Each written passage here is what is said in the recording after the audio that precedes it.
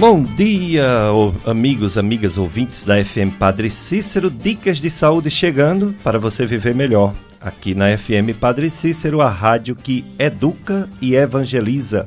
Eu sou Péricles Vasconcelos, sou médico clínico do aparelho digestivo, gastroenterologista, e o programa Dicas de Saúde, promovendo saúde, orientando para se livrar de vícios que podem levar a diversas doenças, né, como fumo, excesso de álcool, outras drogas. Falando sempre sobre uma boa alimentação. Semana passada a nutricionista falou o que era uma boa alimentação, né? Aquela que tem bastante fibras, mínimo de gordura, um mínimo de carboidrato, açúcar. Atividade física para todos. Você tem que se movimentar independente de sua condição física, independente de sua idade. E procurar médico sempre que estiver enfermo, sempre que estiver sofrendo, ou se tem casos de doenças na família, porque existe uma medicina preventiva para evitar doenças em quem não sente nada, porque às vezes as doenças começam bem silenciosas, depois é que o negócio pega mesmo. Estou aqui com o operador de som Sérgio Henrique. Ele já colocou tudo aqui para funcionar no programa Dicas de Saúde, inclusive a live de Facebook. Se você não quiser só nos ouvir na FM Padre Cícero, você coloca no Facebook FM Padre Cícero 104,5 e você vai nos ver. Vai me ver, vai ver o operador de som Sérgio Henrique e vai ver nossa convidada de hoje. Nós estamos no mês de novembro, Novembro Azul, ficou famoso o câncer de próstata, né? Conscientização, mas também tem o Novembro Azul sobre diabetes, porque no dia 14 de novembro foi o Dia Mundial do Diabetes. Então é outra grande campanha, uma doença frequente demais e que leva a muitas complicações e à morte se não for bem cuidado, bem controlado. Nossa convidada de hoje é a doutora Natália Lobo Brito. Doutora Natália Lobo é médica pela Estácio FMJ, clínica médica pela UFCA, endocrinologista pela UPE, Pernambuco, título de especialista pela Sociedade Brasileira de Endocrinologia e Metabologia, é professora da Faculdade de Medicina Estácio FMJ. Atendeu o nosso convite, está aqui e eu agradeço. Obrigado, doutora Natália, por ter vindo. Bom dia a todos. Bom dia, doutor Péricles. Bom dia aos ouvintes. É um prazer estar aqui novamente para falar um pouquinho de saúde, né? Para informar a todos vocês de uma forma preventiva.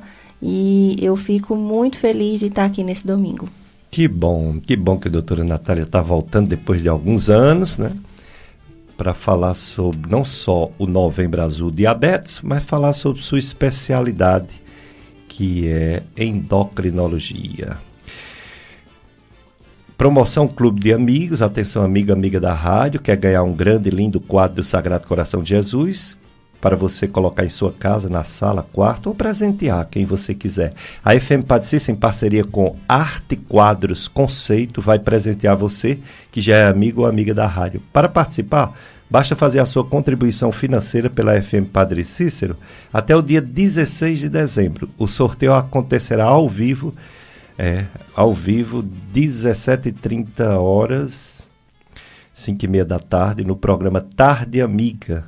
Mais informações pelo WhatsApp do Clube de Amigos, que é 3512-5824, 3512-5824. Apoio cultural, Arte Quadros Conceito, trabalha no atacado e varejo com quadros decorativos, espelhos, porta-retratos, revelação digital e muito mais.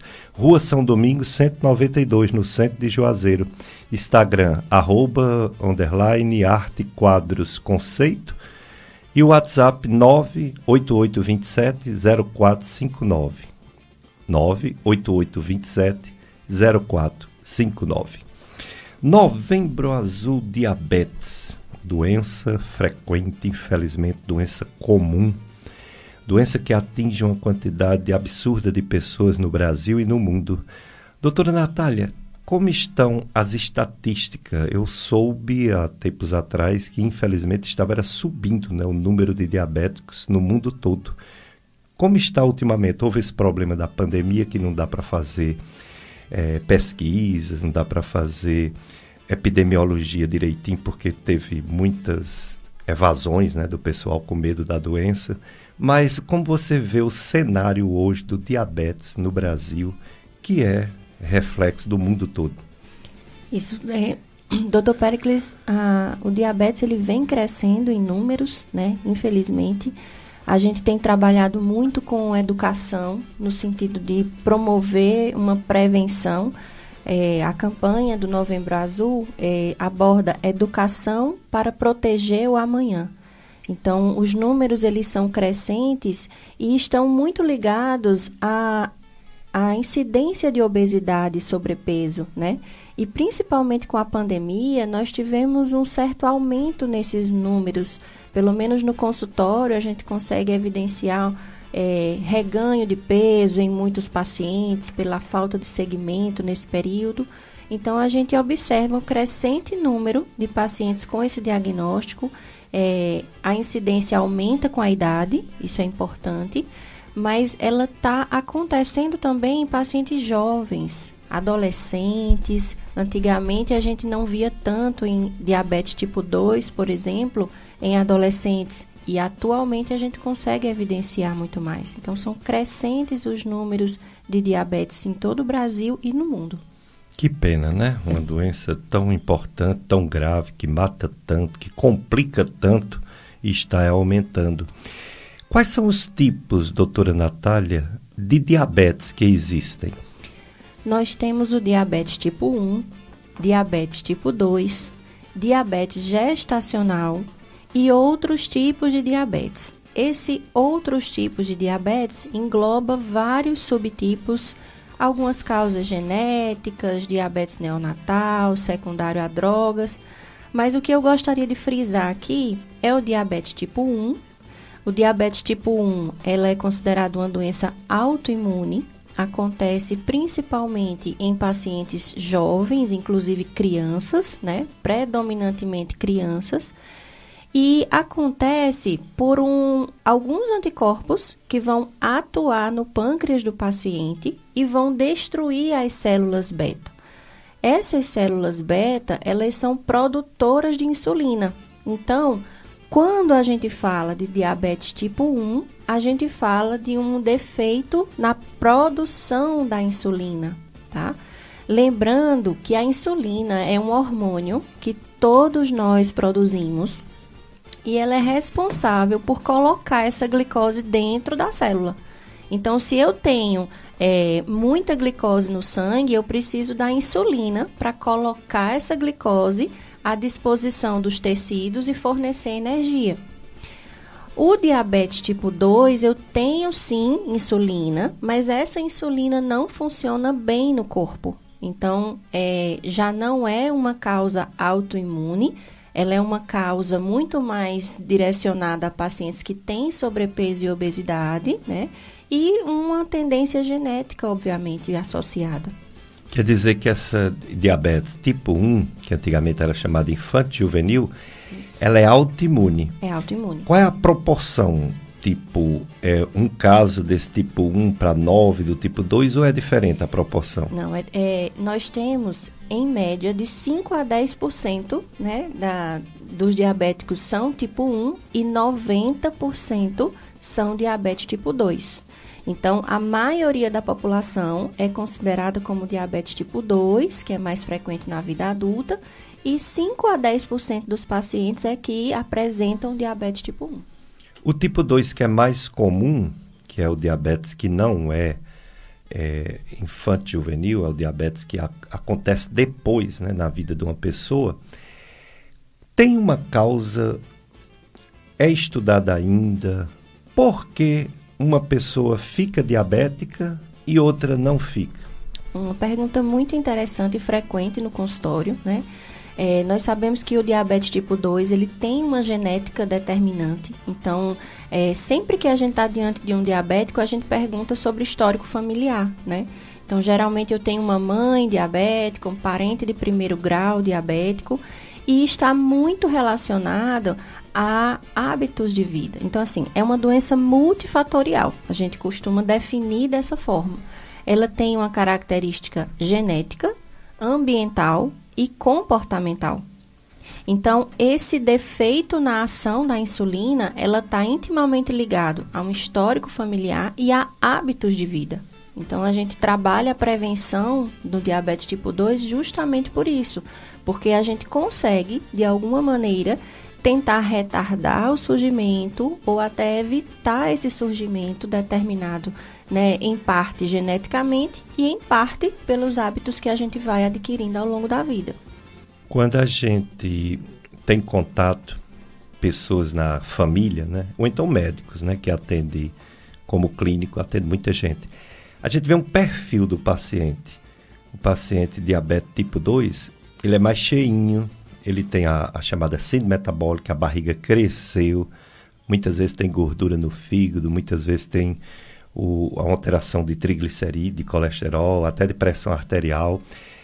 Mas às vezes chega um diabético tipo 2, não sei se é tipo 2 mesmo, que tem que ser o especialista que tem que dizer, mas ele é magrinho e tem um nível de glicemia lá em cima. Por que isso?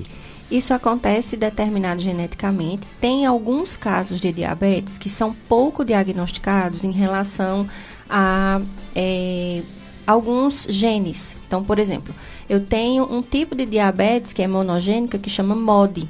E ela é muito comum nesses pacientes jovens que não têm um sobrepeso evidente, né? Não tem uma circunferência abdominal, uma barriga mais crescida. E isso é determinado geneticamente. Quer dizer que, apesar da maioria ser cheinho, né, ter síndrome metabólico, pode acontecer de uma pessoa de idade, magrinho, realmente ter a doença, né? Pode acontecer. Não é raro. Não é raro. E é interessante a gente falar sobre isso, porque o paciente idoso, ao longo da vida, ele vai transformando o que é massa muscular em gordura corporal. Entendo. Isso é bem significativo porque é um fenômeno que a gente chama sarcopenia. Para que a insulina, que é esse hormônio que controla a glicose, funcione bem, a gente precisa do papel do músculo nesse organismo, porque ele vai ajudar na captação de glicose. Então, a gente estimula cada vez mais os pacientes idosos que têm um histórico familiar de diabetes na família a praticar exercício físico, para evitar a destruição muscular que acontece com a idade. E isso pode retardar o aparecimento, né, ou até impedir o aparecimento do diabetes. Entendo. No caso dos sintomas, o que uma pessoa diabética sente que deve... A pessoa deve fazer exame mesmo sem sentir nada, mas assim, o que é que a pessoa sente que deve ir logo fazer seu exame de glicemia, seus exames, seus cuidados médicos? Existem os sintomas específicos do diabetes ou não? A maioria dos pacientes diabéticos são assintomáticos, ou seja, não tem nenhum sintoma ao diagnóstico, tá? Nós temos uma recomendação de rastreio, e essa recomendação de rastreio é importante a gente frisar, aumenta o som aí na sua casa, porque pacientes acima de 45 anos, todos os pacientes, independente de peso, independente de comorbidades, precisam fazer uma glicemia de jejum.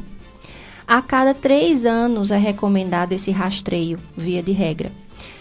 No entanto, se o paciente tem, mesmo tendo menos que 45 anos, e ele tiver um sobrepeso, obesidade, histórico familiar, tem um triglicerídeo elevado, maior que 250, tem um colesterol bom, que é o HDL, baixo, esses pacientes precisam também fazer o rastreio, mesmo sendo pacientes mais jovens, né?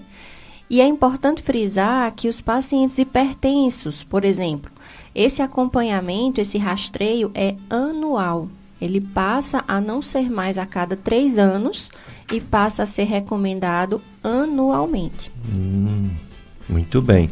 Está já conosco na live a Marlene Almeida, a Veridiana Siebra Souza. Vocês podem fazer perguntas, viu? Marlene, Veridiana, quem estiver entrando na live do Facebook, vocês enviam a pergunta que a gente passa para a nossa convidada, a doutora Natália Lobo Brito. Ela é médica, endocrinologista e veio falar sobre esse Novembro Azul Diabetes. Diabetes, que é uma doença tão frequente. Doutora Natália, o diabetes, o açúcar sobe, né, fica alto, e aí começa com o tempo a pessoa a ter alguns problemas, e os problemas são tão variados, né? Ele atinge vários órgãos, é isso? Vários órgãos, né? O diabetes, em sua maioria assintomático, quando a glicose atinge valores mais altos, ela pode dar alguns sintomas, né? Então, a maioria é assintomático, mas ela pode apresentar uma fome muito grande, uma perda de peso importante, muita sede e muita vontade de urinar. Esses são os sintomas quando o diabetes está muito, muito descompensado. Mas o mais importante disso é saber que o diabetes ele pode atingir diversos órgãos. E a gente tem o acometimento dos rins, nós temos a nefropatia diabética, nós temos o acometimento dos nervos, que é a neuropatia diabética, nós temos um aumento do risco de infarto, um aumento do risco de AVC. Então, é uma doença muito silenciosa, que precisa ser rastreada e tratada para evitar essas complicações. Entendo. Esses órgãos que são afetados pelo diabetes, se conseguir controlar bem esse açúcar, a pessoa melhora ou é uma coisa irreversível porque já lesionou, já machucou os órgãos, os rins, a retina do olho? É uma coisa irreversível ou é uma coisa que pode ser pelo menos compensada, controlada? Pode ser controlada. A gente fala em evitar progressão, que é evitar a piora daquele acometimento. Pode ficar até cego, né? Retinopatia diabética. A retinopatia diabética, ela precisa ser tratada precocemente, né? Porque pode ser irreversível. A gente tenta controlar, mas a gente não consegue, obviamente, restabelecer completamente esse paciente. Entendo. É muito importante esse Novembro Azul Diabetes, porque se a gente colocar doenças graves, a gente lembra logo de um ataque cardíaco, né? Uma doença cardiovascular, um AVC, que leva, infelizmente, à morte muita gente, principalmente idosos. A gente lembra do câncer, né? Que tem no corpo todo diversos tipos de cânceres de mama, no caso do homem, de próstata, de colo retal, colo do útero, que leva também à morte, mas o diabetes também está entre essas doenças que mais leva à morte pelas complicações do diabetes. Por isso que é tão importante essa campanha do Novembro Azul Diabetes. E chamamos a doutora Natália Lobo, que é médica endocrinologista, professora universitária da Estácio FMJ, para falar desse assunto, diabetes, assunto importantíssimo. Tanta gente tem, eu acho que toda família tem um caso, 2, 3 de diabetes. E a Juventude Salesiana está em encontro, está em festival. Começou dia 25 e termina hoje. Festival da Juventude Salesiana do Nordeste, no Colégio Salesiano de Recife. E aqui na FM Padre Cícero você acompanhará a Santa Missa de encerramento desse grande evento da Juventude Salesiana hoje. Hoje, às 11 horas da manhã, sintoniza FM Padre Cícero, missa de encerramento do Festival da Juventude Salesiana. Nós vamos agora para o nosso apoio cultural. Não é isso, Sérgio Henrique, nosso operador de som? Depois a gente volta com mais perguntas. Doutora Natália Lobo, médica endocrinologista, está falando sobre esse Novembro Azul, sobre diabetes, todas as complicações. Então, daqui a pouco, tanto eu quanto os ouvintes, mais perguntas para a doutora Natália. Daqui a pouco a gente volta.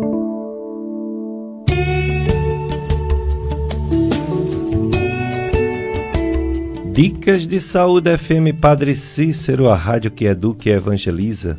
Se você quiser assistir esse programa em outro momento, se tudo der certo, fica gravado, viu? Na live do Facebook, você coloca FM Padre Cícero 104,5 e você pode assistir o programa em outro momento.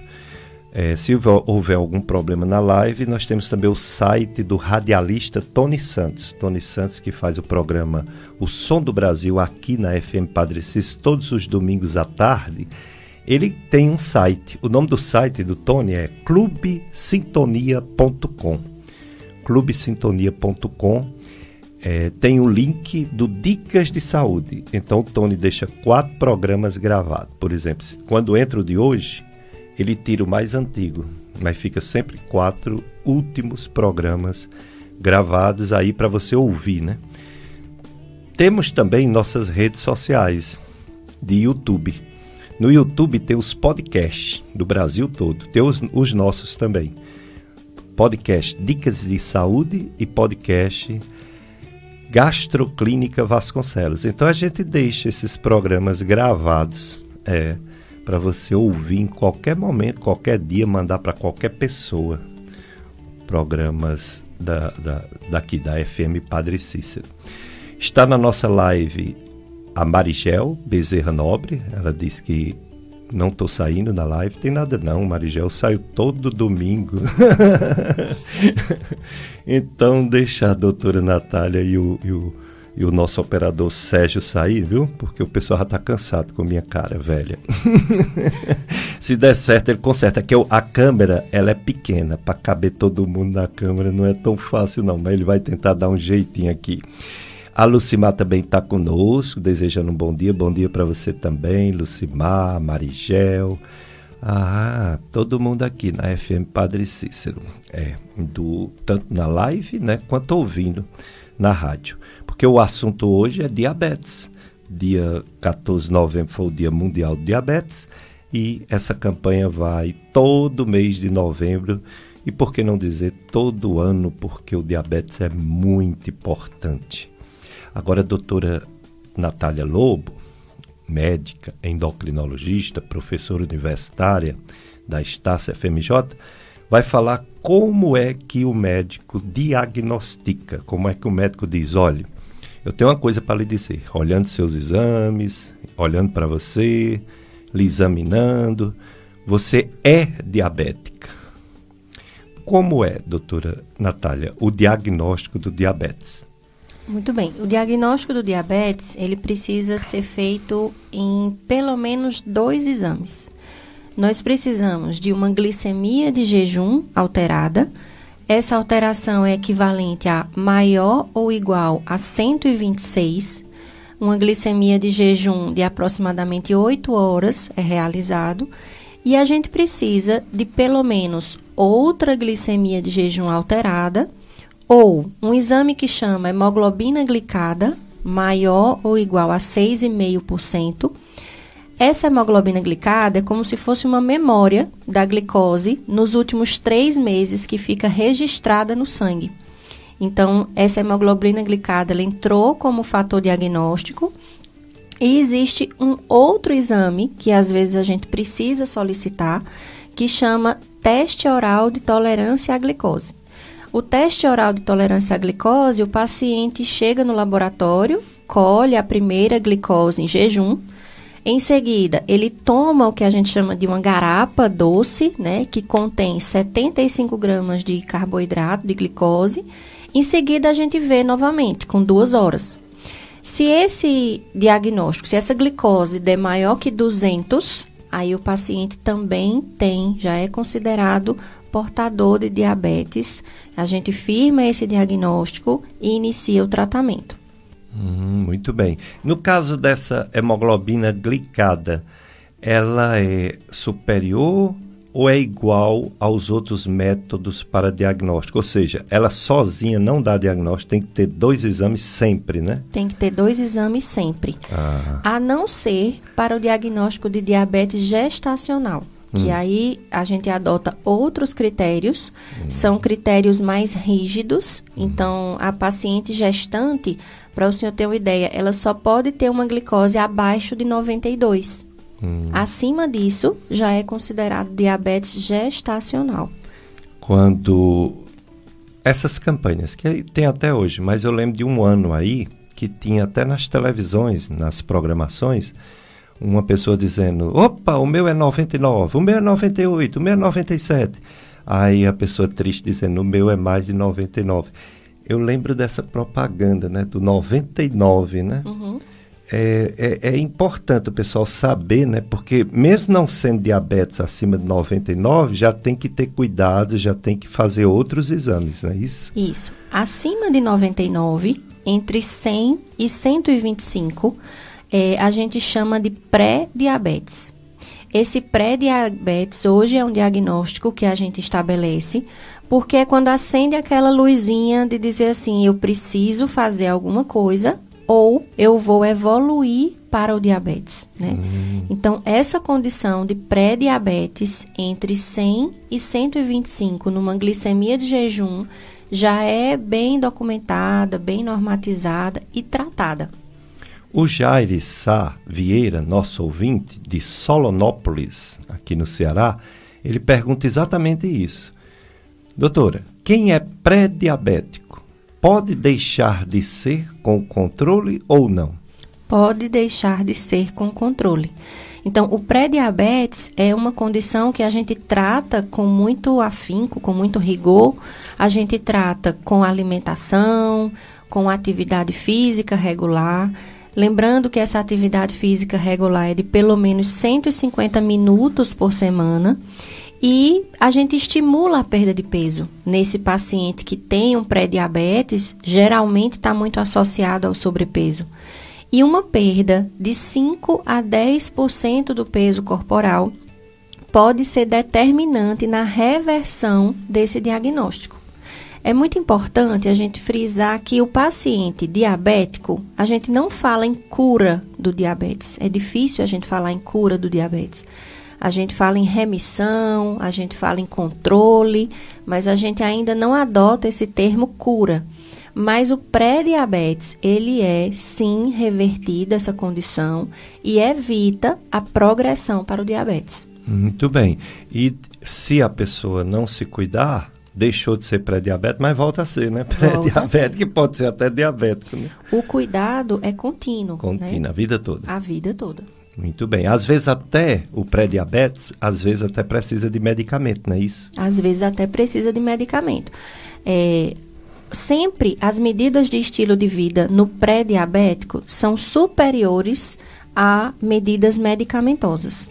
Mas a gente pode e deve fazer uso de algumas medicações já no sentido de tratar e evitar progressão. Tem um termo, Dr. Péricles, muito importante que a gente trata nos pacientes que chama além da hemoglobina glicada. Então, hoje a gente não olha só níveis de valores de glicemia. A gente olha proteção, prevenção a longo prazo, para que sejam complicações evitadas.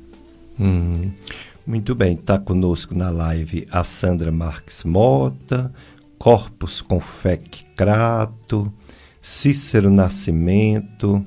Cícero Nascimento faz duas perguntas.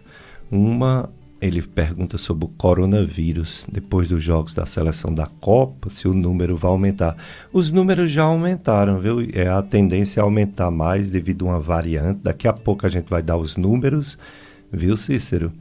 E as recomendações de voltar a usar máscara em ambiente fechado, hospitais clínicos, hospitais nunca deixou de usar, vai voltar e voltou já em aeroporto, etc. Higiene, tudo, testagem, porque voltou mesmo, né? Tem um absurdo, né, de casos, ainda bem não proporcionalmente o número de morte. Daqui a pouco eu vou dizer que infelizmente morreu uma pessoa aqui no Juazeiro sexta-feira de Covid. Depois de um bom tempo sem morte, morreu uma pessoa sexta-feira e tem mais de 500 pessoas com diagnóstico de Covid no Juazeiro.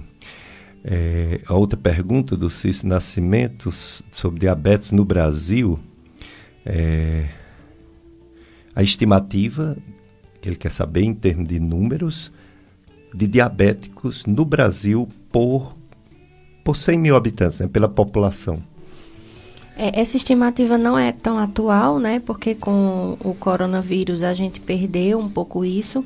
Inclusive nas diretrizes da Sociedade Brasileira de 2022, já esse ano a gente não tem esse dado, mas em média 70% da população brasileira tem esse diagnóstico de diabetes ou pré-diabetes estabelecido, porque aumenta muito com a obesidade, né? E os índices de obesidade e sobrepeso são crescentes. É verdade, a gente tem que dar um jeito de perder peso, porque se perder peso controla não só o diabetes, como inúmeras doenças, até o câncer. Até o câncer tem uma relação direta com a obesidade. Antigamente, quando uma pessoa estava com câncer, perguntava logo, fumou na vida, ainda fuma, né? Bebe muito. Hoje a gente também diz, já foi mais pesado, já teve obesidade, já foi bem gordinho, ou ainda etc., né? Que faz parte do grupo de risco.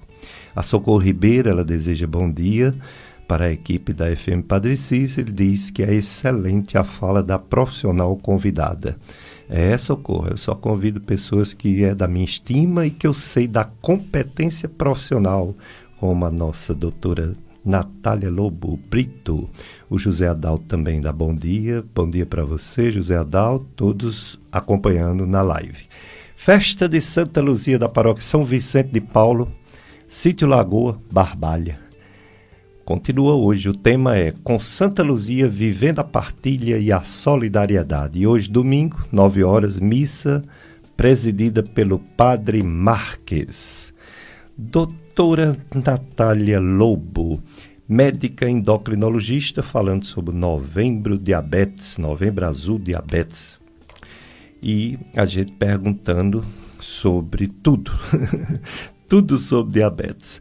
Ela falou do diagnóstico, agora vamos perguntar sobre os tratamentos disponíveis. Sabemos que existem diversas classes de remédios, as insulinas, que são importantíssimas, porque se o diabético está envolvido com essa questão da insulina, a insulina aplicada na pessoa é uma coisa realmente substitutiva, é uma coisa muito boa. As pessoas não deveriam ter medo de usar, muita gente tem medo de usar, né? Mas a insulina é realmente uma medicação muito boa e tem medicamentos cada vez mais modernos para o tratamento do diabetes. Então, estágio atual, doutora Natália, como tratar o diabetes? Esse tratamento é bem individualizado, não é isso? É um tratamento direcionado, né, àquele paciente. Esse tratamento tem como objetivo normalizar os níveis glicêmicos. Nós temos alguns alvos em relação a esse tratamento. Então, o paciente diabético, ele precisa ter uma hemoglobina glicada menor que 7% no paciente adulto jovem. O paciente idoso, a gente pode estender um pouquinho mais, a hemoglobina glicada ficar menor que 8%, mas o tratamento ele tem que ser visto individualmente e o tratamento começa com alimentação e atividade física. Isso deveria estar na prescrição, né?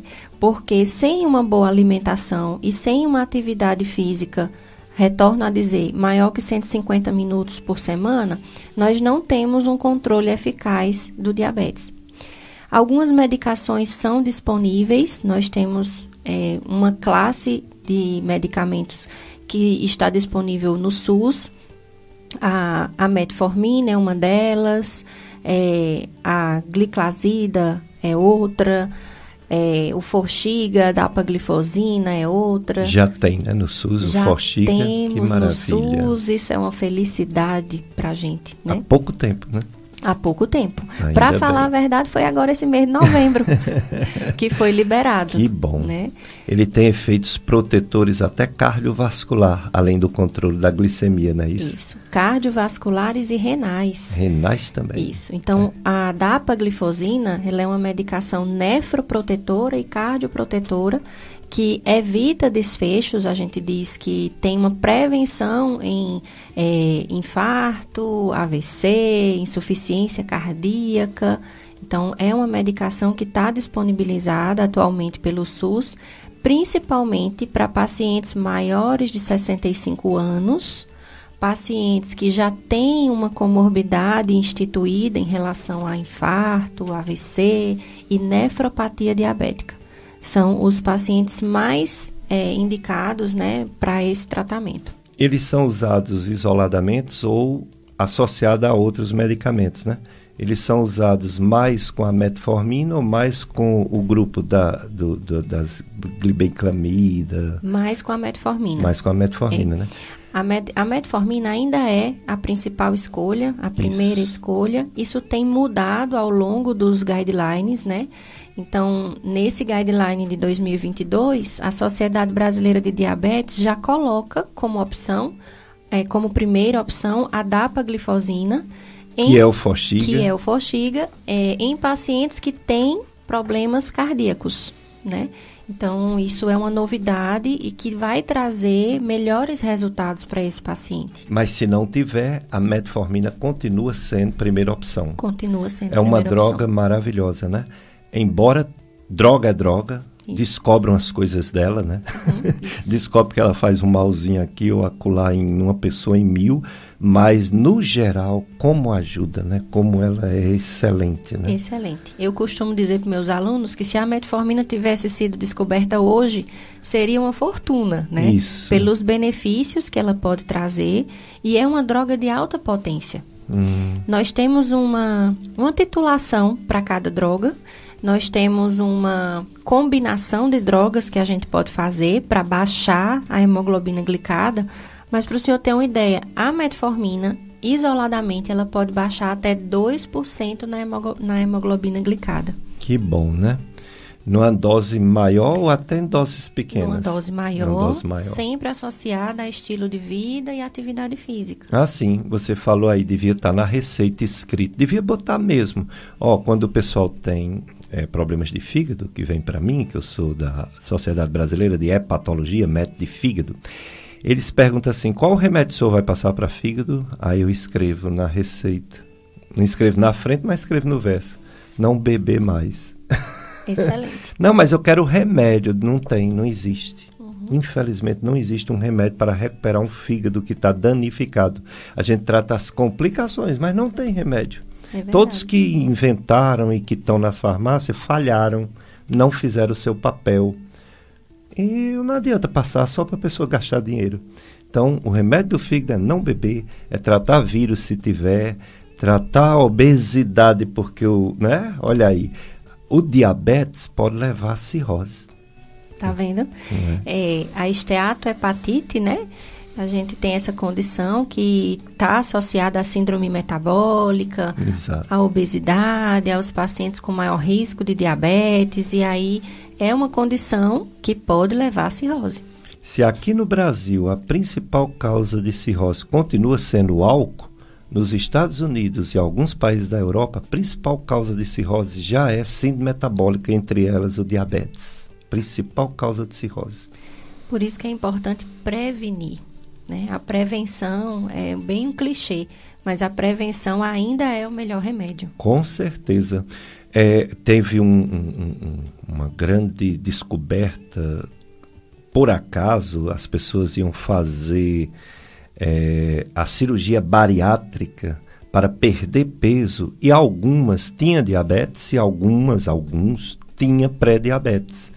E muitos mesmo, a maioria, acabou o diabetes e o pré-diabetes. Quer dizer, perda de peso. É o que a gente chama de remissão, né, desse diabetes, justamente pela perda de peso. Uma perda de peso normalmente superior a 10% do peso corporal. Aí, em termos de remédio, falta você falar sobre a insulina. Quando usar e o medo que o povo tem, que a gente não entende. Eu vi até um comentário na ONU sobre o Dia Mundial da Descoberta da Insulina, não corra assim. E houve uma crítica aos países subdesenvolvidos, entre eles o Brasil, de que se usa pouco, deveria se usar mais. Isso faz alguns anos, nem existia Forxiga. Mas o que dizer sobre a insulina? Quem precisa? A insulina é fantástica, né? Insulina é vida. A insulina, ela é o tratamento principal do diabetes tipo 1. Então, nós fizemos... Todo diabético tipo 1 tem que usar insulina. Todo diabético tipo 1 tem que usar insulina. Isso. Recentemente, a descoberta da insulina fez 100 anos. E para nós endocrinologistas é um marco de vida, porque inúmeras crianças, principalmente, faleciam, chegavam a óbito porque não tinham a insulina, né? Então, a insulina, quando bem indicada, de fato, é vida.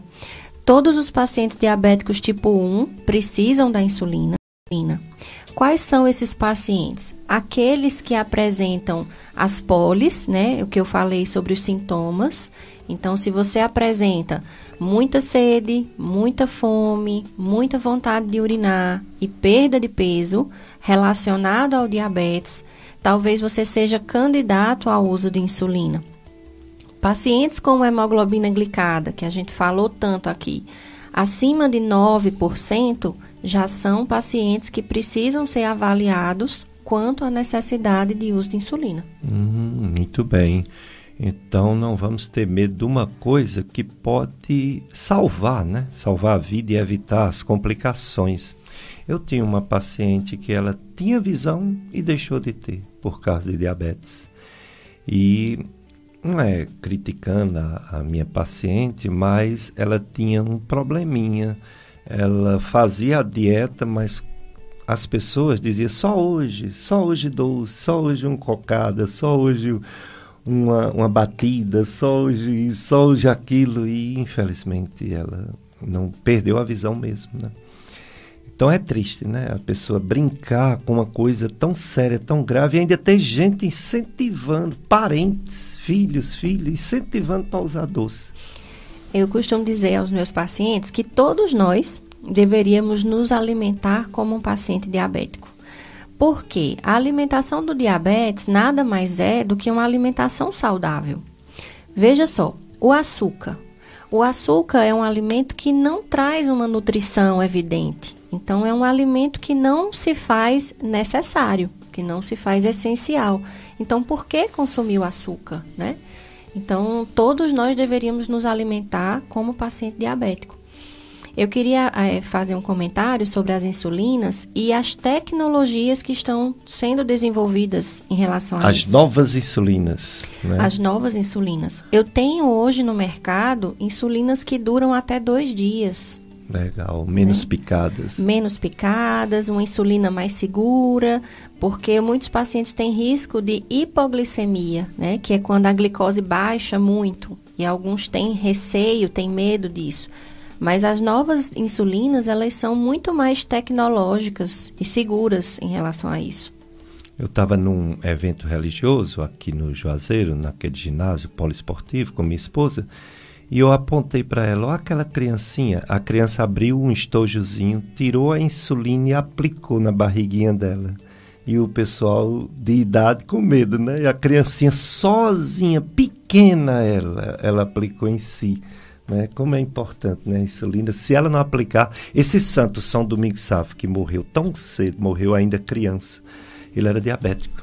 Se existisse insulina na época dele, ele tinha tido uma vida, né, de santidade e morreu tão cedo. Não existia insulina na época que ele morreu. Insulina é vida, mais uma vez. É mesmo. Mas vamos para mais um bloco. Antes disso, a festa de Nossa Senhora das Graças na área pastoral Imaculada Conceição, Sítio Valentim, Santa Fé, Crato.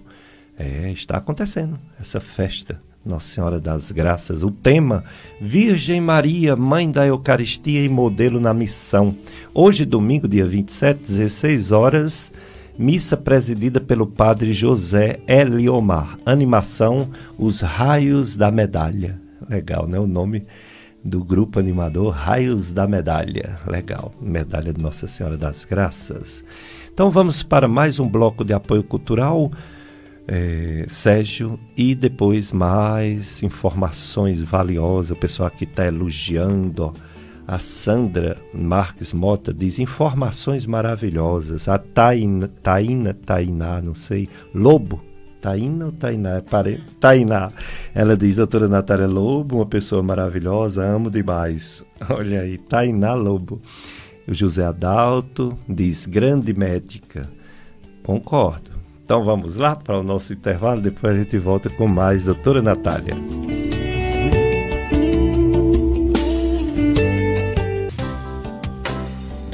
Dicas de Saúde FM Padre Cícero, a rádio que educa e evangeliza. Eu sou Péricles Vasconcelos, estou aqui com o operador de som Sérgio Henrique, levando mais um programa Dicas de Saúde. Você pode nos ver na live do Facebook, FM Padre Cícero 104,5, ou nos ouvir no rádio.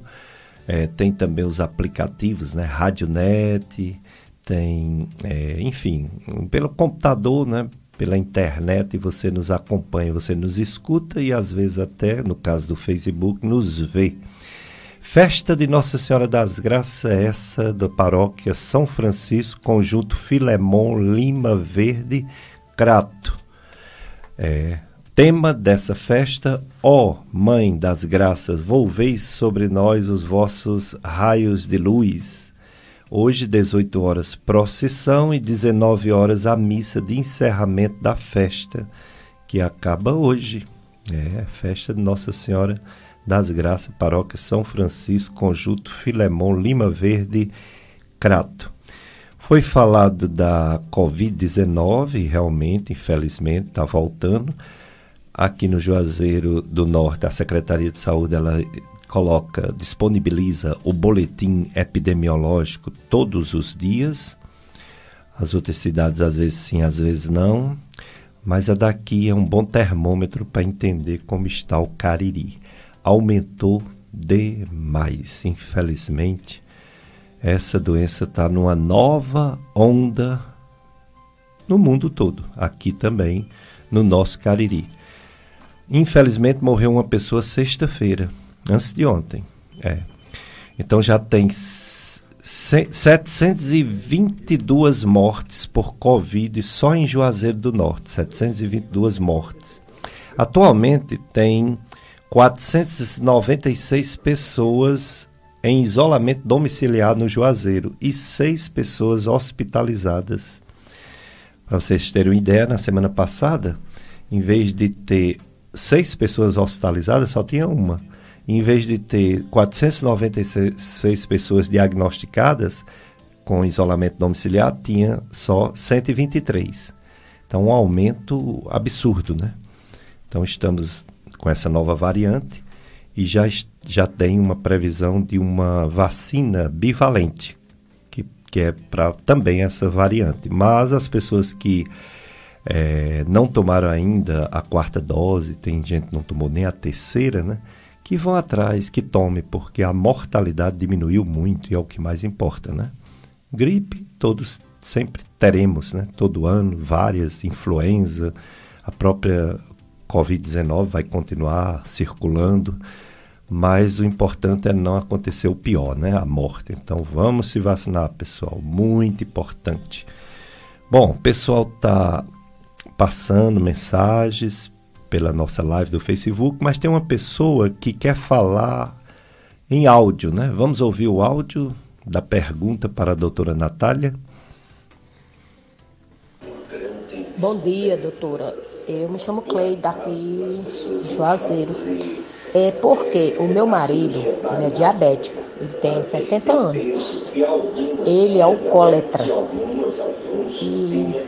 e fuma muito também. Só que ele tem uns 8 anos que ele toma um chá de uma folha chamada insulina. E de lá para cá, ele faz o teste da glicose, o exame, e não deu mais diabetes, não. Eu não sei se é essa planta, chamada insulina, que ele toma o chá todos os dias de manhã, ele toma meio copo.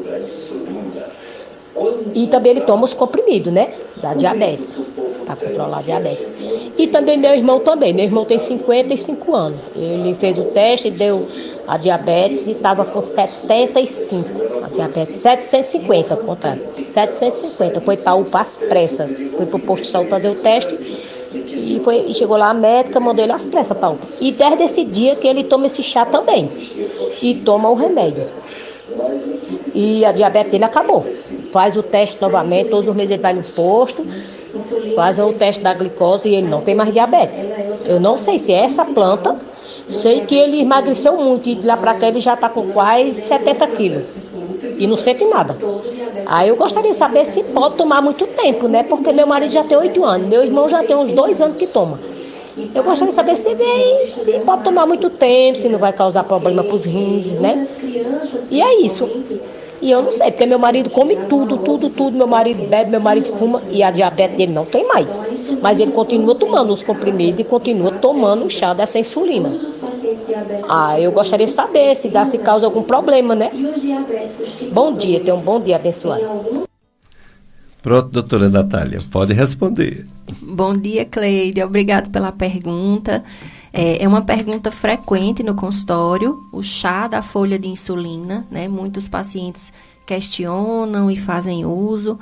E, Cleide, nós não temos estudos suficientes que mostrem um efeito real desse chá e, principalmente, nós não sabemos, pela falta de estudos, se essa planta pode levar a um problema muito maior, né?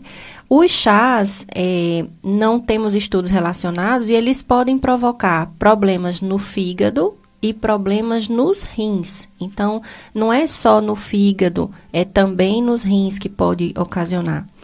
No seu áudio, você falou 2 coisas importantes. Meu esposo toma o remédio, né? Isso é extremamente importante. Então, a gente relaciona o bom controle do diabetes a esses remédios que ele toma e não ao chá. E outro dado importante que você falou é que ele perdeu muito peso. Então, foi o que a gente discutiu aqui ao longo desse programa, falando sobre a eficácia da perda de peso, importante no controle do diabetes, e o uso regular de medicamentos, né? Então, a gente não recomenda o uso de chás para o tratamento da insulina. Exatamente, e a doutora Natália falou que a insulina, aliás, os chás podem agredir o fígado e os rins. Na questão do fígado, pode causar até morte, viu? Não estou dizendo com isso que esse chá de insulina ataca o fígado, mas alguns chás, como o hibisco, como chá de sena, aquele cabacinha e outros chás que o pessoal usa, chá verde, confrei, pode causar insuficiência hepática fulminante e levar à morte, porque nem sempre dá tempo de fazer um transplante de fígado. O chá natural, ele tem química. O remédio de farmácia, ele tem uma química isolada e pode matar, remédio de farmácia. Imagina um chá que tem uma química variada e não estudada às vezes. Também pode matar. Então a gente tem que ter cuidado demais com tudo que a gente usa, tudo que a gente come, tudo que a gente bebe, inclusive chás, né? Então, recomendações médicas é sempre muito bom. Daqui a pouco a doutora Natália vai fazer um resumo sobre prevenção, que é o mais importante. Ela já falou, mas vai falar de novo. Mas tem muita gente participando. A Gilda Marques, de Vaze Alegre, diz que está acompanhando o programa e diz que é fã tanto do programa como da FM Padre Cícero. Obrigado, Gilda. Tem pessoas também participando da live. E tem também uma preocupação sobre a Covid-19, que a gente acabou de dar os números, né, de Juazeiro do Norte. E são os números do Brasil todo. Aí a Maria Solange Machado, ela diz que está ouvindo, está com Covid diagnosticado, o pai também está com Covid. Preocupante esses dados. Tomamos as 4 doses, mesmo assim a Covid veio. A vacina, eu tiro isso muito por a vacina das hepatites. tem vacina para hepatite A e hepatite B. A hepatite B, que é uma doença muito grave, que pode dar o câncer de fígado, pode levar também à cirrose, tem pessoas que tomam as vacinas e quando vai fazer o estudo imunológico para saber se pegou a vacina, não pegou não, tem que tomar um reforço. Com 3 doses não pegou. A mesma coisa é essas vacinas para Covid e todo tipo de vacina. Às vezes pega e às vezes não pega. Não cria anticorpos, não dá imunidade. Mas quando dá imunidade, essa imunidade não é para a vida toda, é por um período, né? Tanto que vocês veem como tem direto, todo ano tem campanha de vacinação para quase todas as doenças. E a da Covid não vai ser diferente não, vamos ter que tomar todo ano também. O importante é porque a mortalidade diminuiu, isso é que é importante, viu, Solange? Isso é o que é, vamos dizer assim, confortante. Eu estou com uma irmã agora com Covid e eu tranquilizei ela. No início da doença eu não podia ser falso e tranquilizar ela não, eu ia ficar super preocupado. Mas agora a gente tem uma certa tranquilidade, claro que pode acontecer um desfecho ruim, principalmente quem é idoso, quem tem alguma doença grave, né? Pode acontecer um desfecho fatal. Mas na maioria das vezes, talvez também ajudado pelas vacinas, tudo indica, não está acontecendo a mortalidade que acontecia antigamente, né? A média móvel, que no Brasil todo de mortalidade é em torno de 70 por dia, quando já foi mais de 2.000 mortes por dia de Covid no Brasil. E hoje é uma média de 70, às vezes mais, às vezes, ontem foi 100 e tantas, está aumentando, mas a média é 70. Tá certo, Solange, de nada. Um bom dia para você e boa recuperação dessa doença que mudou a vida de todo mundo nesse planeta Terra, viu? A pandemia, a Covid-19. Mais pergunta aqui, Sérgio Henrique pergunta o que leva um diabético à dependência da insulina. Não seria uma dependência, é uma necessidade, não é isso? Uma pergunta importante. Não é uma dependência, né? Química. Não. Mas é uma precisão, né? É um tratamento crônico, né? Então, quando a gente fala em diabetes, a gente fala em doença crônica. E todas as doenças... não tem cura. E não tem cura. E todas as doenças crônicas, elas precisam ser tratadas para a vida inteira. Exatamente. Então, não é que a insulina, uma vez que usou, vai ter que usar pro resto da vida. Não, tem pessoas, inclusive, que só usam insulina quando está no hospital, né? Uhum. Porque sobe demais o açúcar. Mas quando volta para casa, volta pro metformina, né? Com certeza. Atualmente, a gente consegue retirar a insulina naqueles pacientes que têm um acompanhamento, que têm uma boa alimentação, mas a recomendação é que nos pacientes internados, a gente deixe com insulina, né? Até para não sofrer riscos com o uso de medicação oral, que é o comprimido, mas muitos pacientes conseguem parar o uso de insulina e continuar na medicação. Precisa ser realmente avaliado. Doutora Natália, que bom que o Forxiga está no SUS. Tem outros medicamentos novos, modernos, para diabetes que ainda não está no SUS? Temos sim, doutor Péricles. Nós temos algumas medicações, dentre elas os agonistas do GLP-1, né? A liraglutida, a semaglutida, que são medicações também subcutâneas, tá? Algumas delas orais, a semaglutida a gente já tem na forma de comprimido, não estão disponíveis no SUS, mas ajudam no controle glicêmico, no controle do diabetes e ajudam na perda de peso. Pois é. Eu acho que é só uma questão de burocracia, de provar a eficácia, de reuniões daquele Consune, né? Tem um nomezinho, né? Conite. Tem uma espécie de censo entre o governo federal com Secretaria, como é que se diz? Ministério da Saúde, com especialistas em cada área. Toda vez que chega uma medicação nova, eles vão estudar se vale a pena incorporar o SUS. Porque pela Constituição, tem que colocar tudo que é bom pelo SUS. Mais cedo ou mais tarde. desde que seja realmente comprovado e não seja só uma moda. Eu me lembro que chegou um remédio no Brasil, ácido ursodesoxicólico. Ainda existe até hoje, o nome dele é Ursacol, que era para quebrar pedra na vesícula. E aí o SUS incorporou, porque evitava cirurgia, né? Depois foi uma decepção, quer dizer, eles se precipitaram.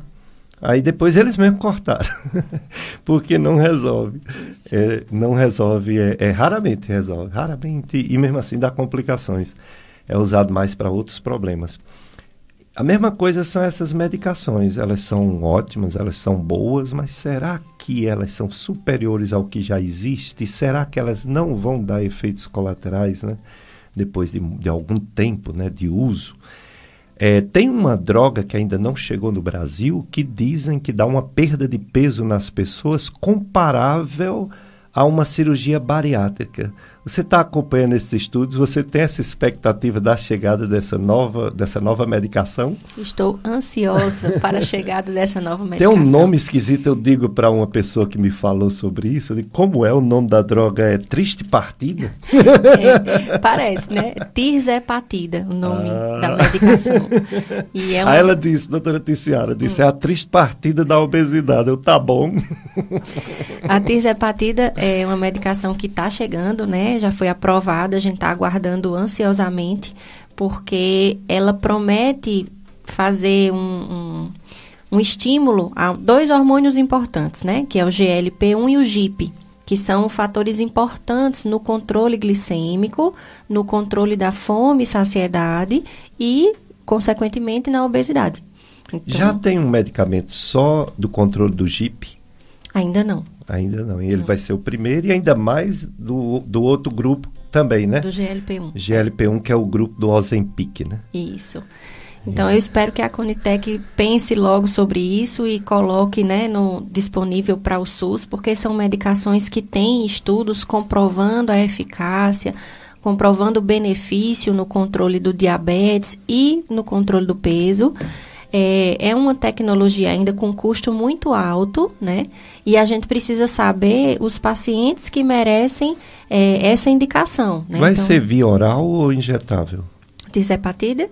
Sim. Ainda subcutâneo. É subcutâneo, né? Ainda não é via oral, não, né? Não. Agora o Ozempic parece que já tem, né? Via oral. Já. O Ozempic já tem via oral, a semaglutida, e ela é utilizada no tratamento do diabetes com bom controle glicêmico, mas ainda não é utilizado no tratamento da obesidade. Tem muitos pacientes que chegam ao consultório pedindo para mudar do subcutâneo para o oral, e essa medicação ainda não é aprovada para o tratamento da obesidade quando via oral. Entendi. O custo é parecido porque o subcutâneo é caro. Caro do mesmo jeito. Da mesma forma. O que a gente tem a impressão é que a dose baixa, ela é mais barata, mas a dose efetiva chega a ter o mesmo custo que o Ozempic subcutâneo. Entendo. A obesidade, ela é um problema de saúde pública, é uma pandemia, né? Pandemia, a obesidade. Quantidade de pessoas obesas é, por exemplo, muito maior do que diabético, né? Uhum. Aí a gente vê o relato das pessoas assim, mas doutor, eu não como muito, eu me esforço, eu faço exercício, eu como pouco e eu tenho esse peso. Eu conheço uma pessoa ali que come tudo e é magra. Isso existe mesmo, é porque a pessoa pode até comer pouco, mas não come correto, seria isso? A obesidade, ela tem um fator genético muito determinante. Também, né? Também.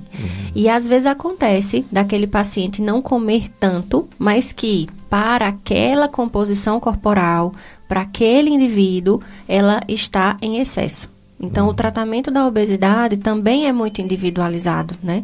Porque a gente tem uma forma de medir aquele metabolismo corporal e cada paciente tem um metabolismo único, né? Então, eu tenho realmente pacientes que comem bastante, mas que têm um metabolismo acelerado. E isso é determinado geneticamente.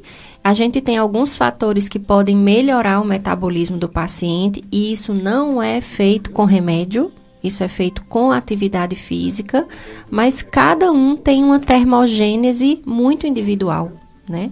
Então, alguns pacientes me procuram querendo aumentar o metabolismo. Doutor, eu quero um remédio que aumente meu metabolismo. E isso não é possível, né? Não existe um remédio para isso.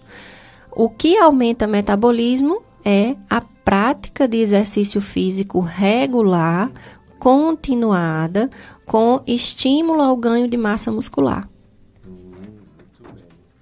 Então, realmente, apesar dos fatores ambientais ser o principal, o fator genético existe, em alguns casos, é o que, para aquela pessoa, é o mais importante, né?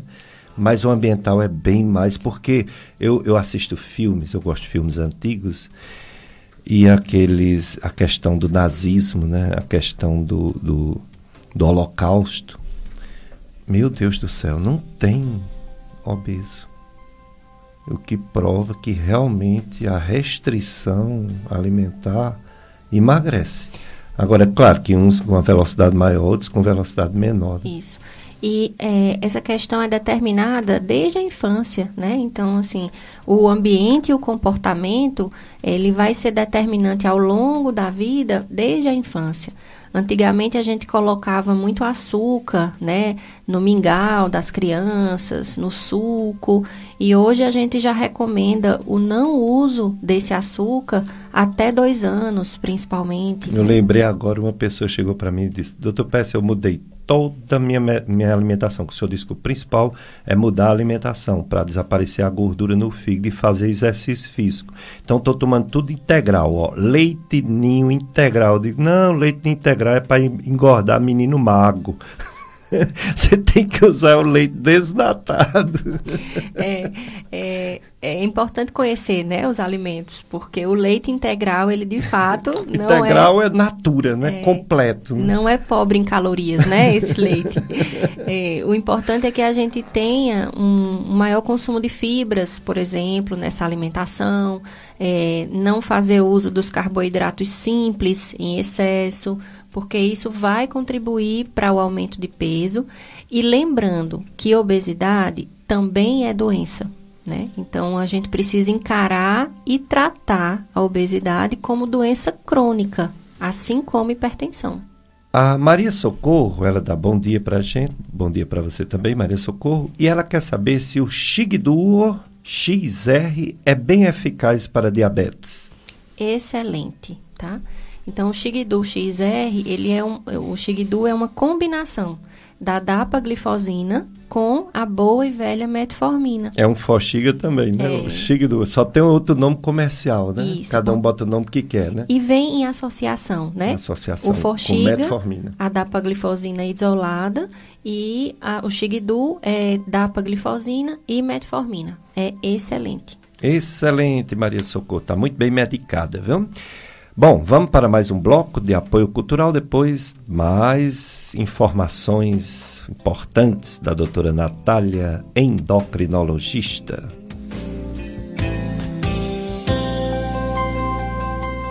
Dicas de saúde.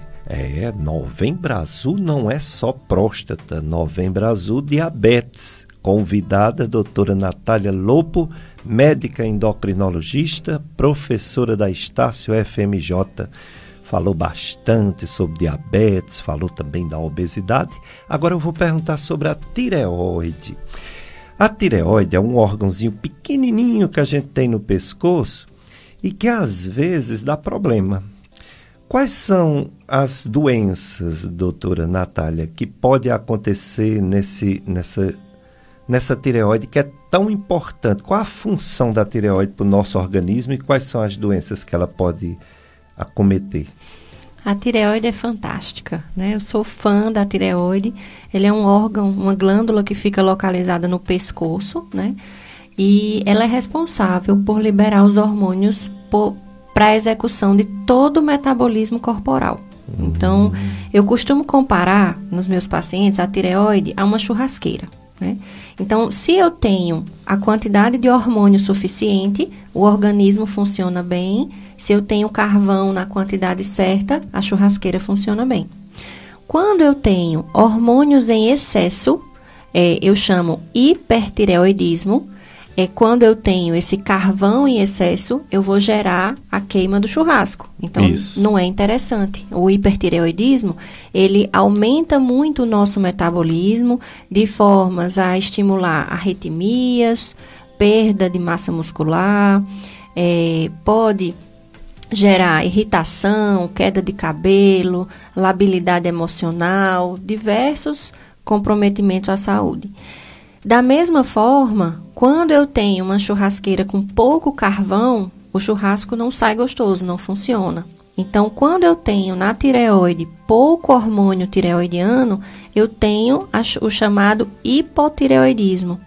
E no hipotireoidismo, tudo fica lentificado. Falta energia para desenvolver as atividades do dia a dia, pode gerar um discreto edema, que é um inchaço. Às vezes o paciente apresenta um leve ganho de peso, mas num contexto geral é danoso para o funcionamento corporal total, né? Então, o hiper e o hipotireoidismo são as principais patologias da tireoide, e pode haver o acometimento também de nódulos tireoidianos, né?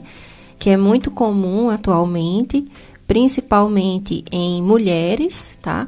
O sexo feminino é mais acometido dos nódulos e numa faixa etária acima de 40 anos, predominantemente. Em relação a essa alteração do funcionamento da tireoide para menos ou para mais, também é mais comum em mulheres, né? Também é mais comum em mulheres. As questões hormonais, né? E autoimunes, né? E autoimune também, que é também mais comum em mulher. Mas tem muito homem com doença autoimune. Tem. Mas o acometimento maior é no sexo feminino. Tem outra coisa que você não falou aí, eu acho que é mais frequente do que tudo isso. É mais frequente do que hipertiroidismo, hipotiroidismo e nódulos. Os cistos de tireoide. É assim, né? Eu acho que se toda mulher resolver fazer ultrassonografia, quase a metade tem umas bolinhas de água, né? Cisto, ainda bem que não é grave, né? Não, cisto tireoidiano é uma condição benigna, né? Assim como, muitas vezes na ultrassom, nós temos um aspecto heterogêneo da tireoide, né? Esse aspecto heterogêneo, isoladamente, não significa patologia. Obviamente que deve ser feita uma avaliação pelo profissional médico para avaliar do ponto de vista hormonal, né?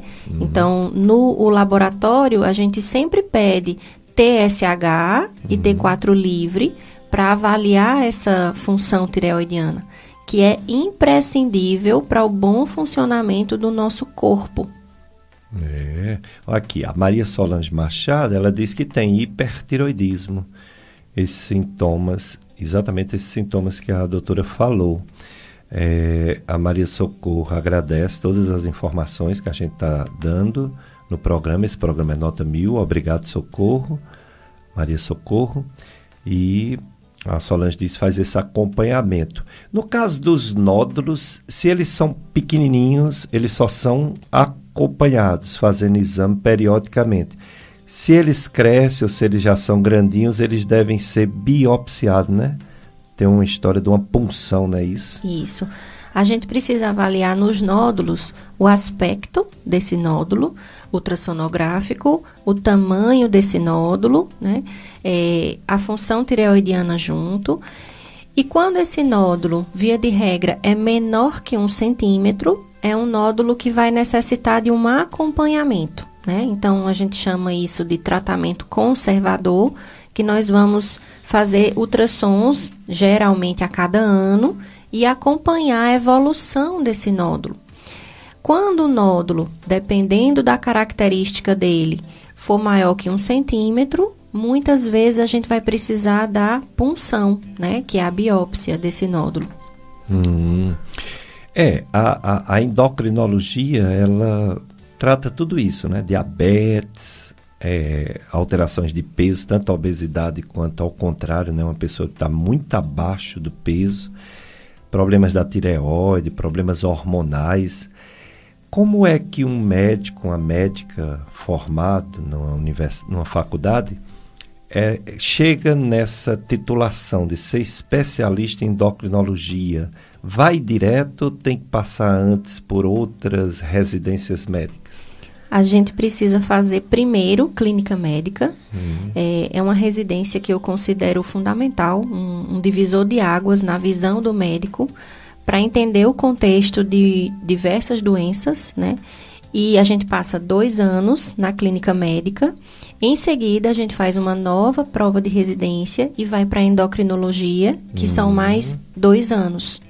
Em seguida, é recomendado fazer a prova de título de especialista, porque atualmente nós temos algumas especializações, né, de fim de semana, e a gente sabe que a qualificação diária, né, através da residência, todos os dias, garante uma experiência muito maior. E a prova de título de especialista é o que fecha esse ciclo.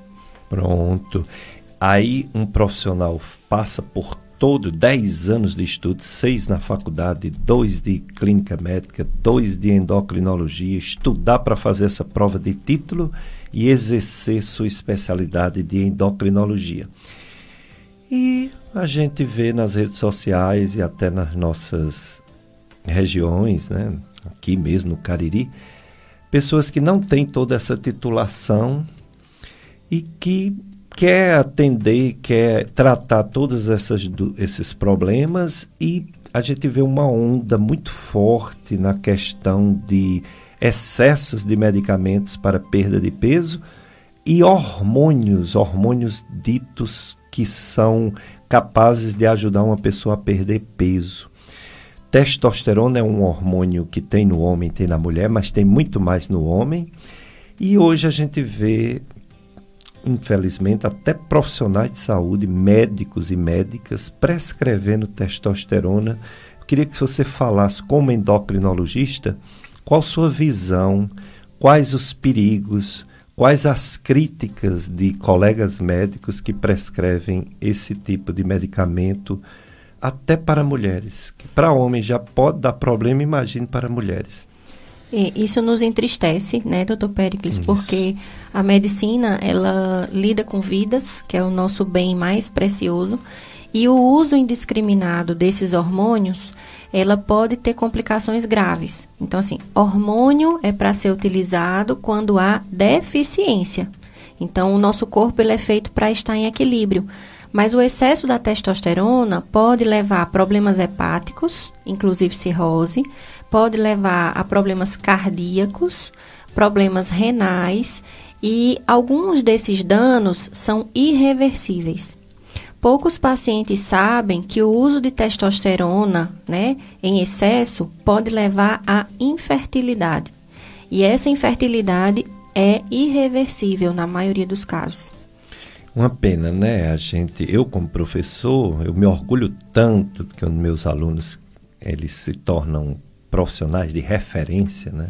Onde atua, a gente fica muito feliz, mas ao mesmo tempo a gente fica decepcionado quando a gente vê os alunos realmente com essas medicações questionáveis, medicações, excesso de remédios que podem fazer mais mal do que bem, né? E a gente fica pensando onde foi que a gente errou, mas não é, porque cada pessoa faz o que quer, né? Existe a liberdade e cada pessoa escolhe o que quer fazer da sua vida, né? Muitas vezes por modismo, muitas vezes porque tem quem procura, né? Tem quem procura. Eu estava vendo um debate sobre esse tratamento de soro, a pessoa tomar soro. Aí houve uma live, eu fiquei curioso, fui assistir a live, né? Aí um pessoal defendendo e o outro dizendo que não valia nada, né? Você tomar soro e com vitaminas dentro do soro. Não tem valor nenhum, né? Mas outros defendendo. Aí os que estavam defendendo diziam assim, mas não faz mal. Não faz mal a nada. Faz mal o bolso, né? Aí o que estava acusando, vamos dizer assim, que isso é uma bobagem, né? Tomar esse soro com vitamina, dizia, pois faça com o dinheiro da pessoa particular, mas não faça pelo SUS, não, que querem botar no SUS como medicina interativa, não sei o quê, que já tem um bocado de coisa aí que a gente sabe que não vale nada. querem botar essa também. E ele disse, no SUS não, viu, porque é dinheiro do bolso de quem paga impostos. Que faça com seu dinheiro particular. Quer gastar? Quer queimar o dinheiro? Eu achei interessante esse debate, né? Mas como aparece coisa, como o povo gosta de, vamos dizer assim, de algo fácil, de um milagre, né, para resolver um problema, e não aquela recomendação clássica da medicina de se esforçar para perder peso, de mudar a alimentação. É muito triste, né, isso. Às vezes, impulsionados pelo culto à beleza, né, principalmente quando a gente fala de hormônio, e não é bem isso que a medicina trata, né? A gente quer construir saúde, e essa construção é feita no dia a dia, né? Nas escolhas alimentares, na prática de exercício físico regular, no uso da medicação bem indicada e individualizada. Então, a gente falou aqui de inúmeros medicamentos, mas não é uma receita de bolo, né?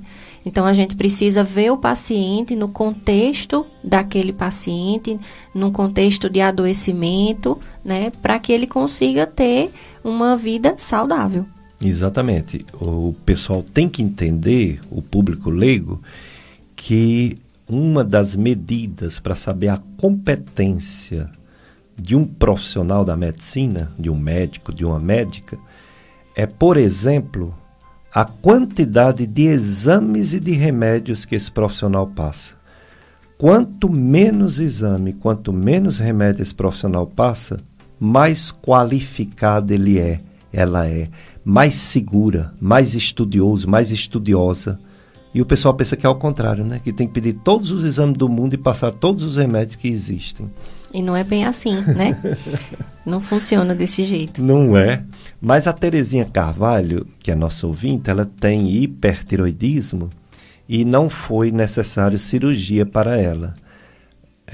Ela fez muitos exames, ficou de fazer uma revisão anualmente, quer dizer, acompanhamento, não é isso?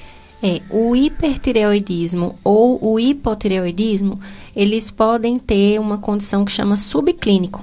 Então, no hiper ou no hipotireoidismo subclínico, nós temos indicações específicas de tratamento. Então, quando a doença não é instalada completamente, quando acontece nessa forma subclínica, normalmente a gente faz o segmento, o acompanhamento e, mais uma vez, individualiza a necessidade de tratamento. Lembrando que o tratamento não é só remédio, né? O tratamento faz parte a consulta médica, consulta nutricional, prática de atividade física, avaliação do educador físico, enfim. Essa equipe multidisciplinar é que vai trazer para a gente, a longo prazo, uma saúde esperada, né? A construção dessa saúde. É bom saber que existe remédio, mas nem sempre eles devem ser utilizados, né? Tem remédio para hipertiroidismo e tem remédio para hipotiroidismo. Sim, sem dúvida. Remédios, assim, considerados hormônios, né? Que é o próprio hormônio da tireoide, né? No hipotireoidismo é o próprio hormônio, né? Que a gente oferece para o paciente. Lembrando que o hipotireoidismo exige a necessidade do hormônio, principalmente em pacientes gestantes, né? A gente precisa deixar isso em equilíbrio. E o tratamento do hipertireoidismo se faz com uma outra medicação e muitas vezes a necessidade de radiodo, né? Então, são tratamentos diferentes e que precisam ser direcionados à patologia determinada naquele paciente.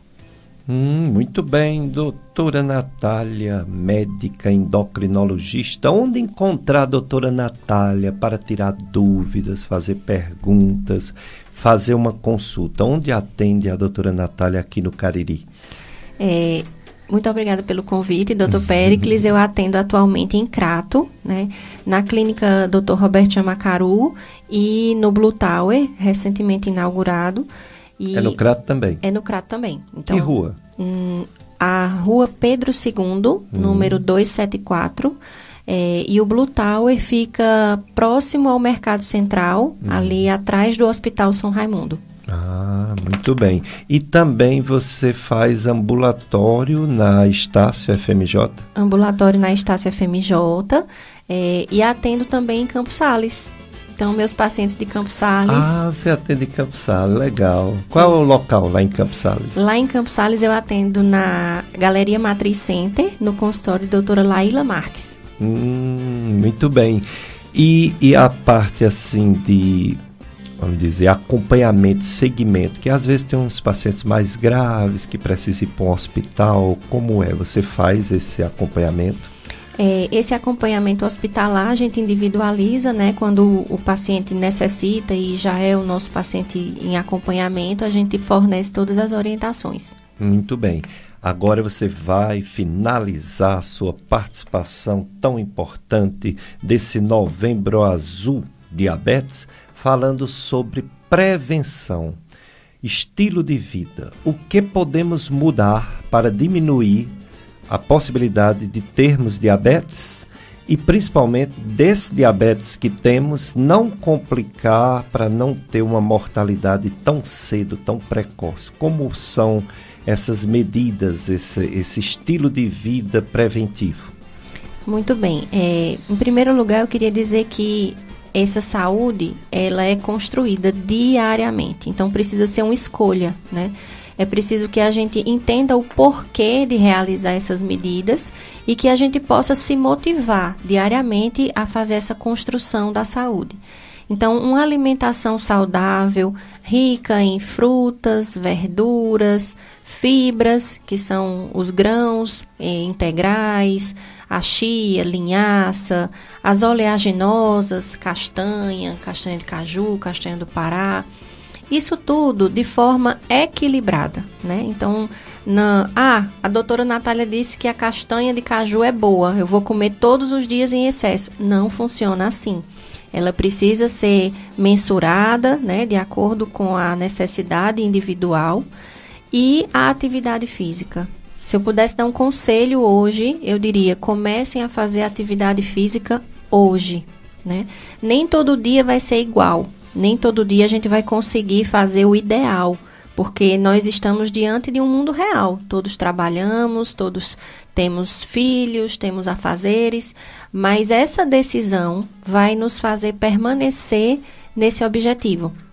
Então, uma boa alimentação, uma atividade física regular, uma atividade física que te traga prazer, né? Então, o melhor exercício, na maioria dos pacientes, é a musculação.